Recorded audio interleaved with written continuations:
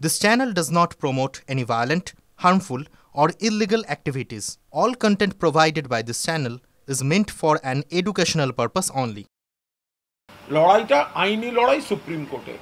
In the mean time যদি কোনো অন্তর্বর্তী ওনাদের জন্য রিলিফ স্টেপ সেটাও মমতা বন্দ্যোপাধ্যায় নিয়েছেন। তো তাহলে বিকাশ ভবনে বসে বিকাশ ভবনের গেট টপকে ঢুকে বিকাশ ভবন থেকে স্টাফদের বেরোতে দেবো না, পুলিশকে মারবো, এগুলো করার কি দরকার? কয়েকজন করছেন রাজনৈতিক প্ররোচনায়, কেন হিংসা ছড়াচ্ছেন? তো আদালত বলেছেন ওই জায়গাটা ছেড়ে অন্য জায়গায় গিয়ে করতে। আদালত যখন বলেছেন তাহলে সেগুলো সকলেরই তাদের মেনে চলা উচিত। ভোট এলেই এরা একটু বেশি আসেন কোনোভাবে ভোট কোনো ভোটের কথা শোনা গেলেও দেখবেন এদের যাতায়াত বাড়ছে। তো এরা তো রাজনৈতিক পরিযায়ীর ভূমিকা নিয়ে নেন, রাজনৈতিক পর্যটকের ভূমিকা নিয়ে নেন, আর ভোটের সময় এসে তারা ডেইলি প্যাসেঞ্জারি করেন, ডেইলি প্যাসেঞ্জারি। প্রধানমন্ত্রী আসছেন, স্বরাষ্ট্রমন্ত্রী আসছেন, এটা বড় কথা নয়। বড় কথা হচ্ছে খালি হাতে আসছেন। খালি হাতে আসবেন কেন?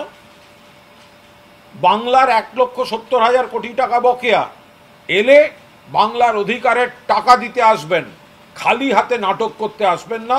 মানুষ বিচার করবেন, আপনারা আবার প্রত্যাখ্যাত হবেন। যে সরকারি কর্মসূচি, প্রতিনিধি দলের যা কর্মসূচি, তার ফাঁকে বাঙালি বিপ্লবী দেশপ্রেমী যারা আছেন, ওখানে যাদের স্মৃতিসৌধ রয়েছে, অবশ্যই তাদের মধ্যে উল্লেখযোগ্য বিশেষভাবে রাসবিহারী বসু। ফলে তার সমাধিস্থলে শ্রদ্ধা জানিয়েছেন অভিষেক বন্দ্যোপাধ্যায়, এবং সেই জায়গাটিতে আর কি কি অবস্থায় রয়েছে, কেন এই অবস্থায় রয়েছে, আর কি কি করা উচিত, সেটা ভারতের যারা প্রতিনিধি ওখানে রয়েছেন, তাদের দূতাবাস ইত্যাদি তাদের দৃষ্টি আকর্ষণও করেছেন।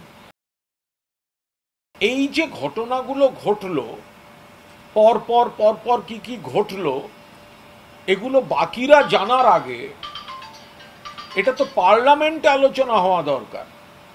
তো সেই কারণে মাননীয় মুখ্যমন্ত্রী তিনি অনুরোধ করেছেন, তিনি আহ্বান জানিয়েছেন, তিনি আওয়াজ তুলেছেন যে সংসদের একটি বিশেষ অধিবেশন, সেটা এই প্রতিনিধি দল ফিরে এলে ডাকা হোক, যেখানে এই কনফ্লিক্ট বা সংঘাতজনিত বা তার পরবর্তীকালীন যা পদক্ষেপ হয়েছে, সেই পদক্ষেপগুলি সেই সংসদকে ইনফর্ম করা হোক, অধিবেশনে সেগুলি আলোচিত হোক।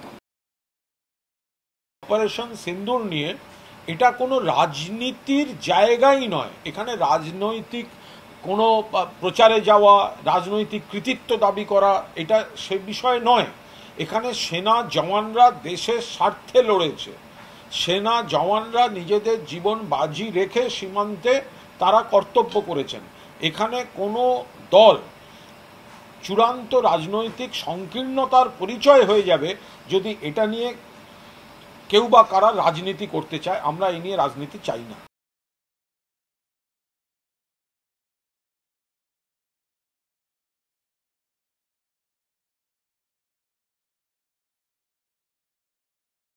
ক্লাস 10 ও ক্লাস 12 এর পরীক্ষা শেষ, রেজাল্ট আউট। এরপর কি পড়বেন, কোথায় পড়বেন, সুলুক সন্ধান এখন হাতের মুঠোয়। TV9 বাংলা এডুকেশন এক্সপো 2025, কলকাতার সবচেয়ে বড় education expo.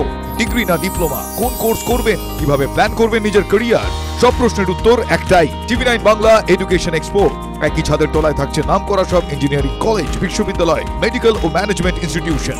TV9 Bangla education expo 2025, 31 মে ও 1 জুন বোস ইনস্টিটিউটে, কলেজ মোড়, সেক্টর 5, সকাল 10টা থেকে সন্ধ্যে 7টা পর্যন্ত।